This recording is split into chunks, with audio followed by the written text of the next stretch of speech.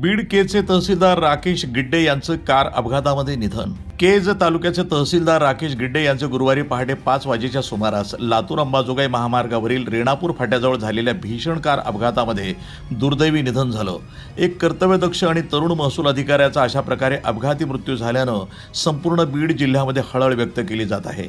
राकेश गिड्डे हे स्वतःच्या कारनं प्रवास करत असताना त्यांच्या वाहनावरचा ताबा सुटला आणि हा भीषण अपघात घडला। नियंत्रण सुटले आणि कार पलटी झाली। रेणापूर पोलिसांनी दिलेल्या प्राथमिक माहितीनुसार अपघाताच्या वेळी कारमध्ये राकेश गिड्डे हे एकटेच होते।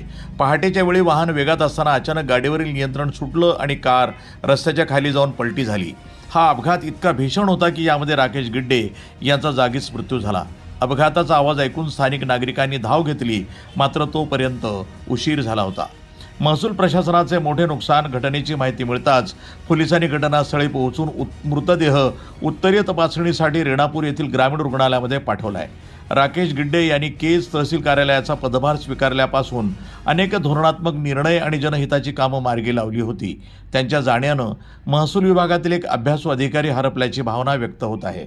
सध्या रेणापूर पोलीस या प्रकरणाचा अधिक तपास करत असून अपघाताचं नेमकं कारण शोधण्याचा प्रयत्न सुरू आहे। वृत्तसंपादन विभाग, न्यूज टुडे 24, बीड।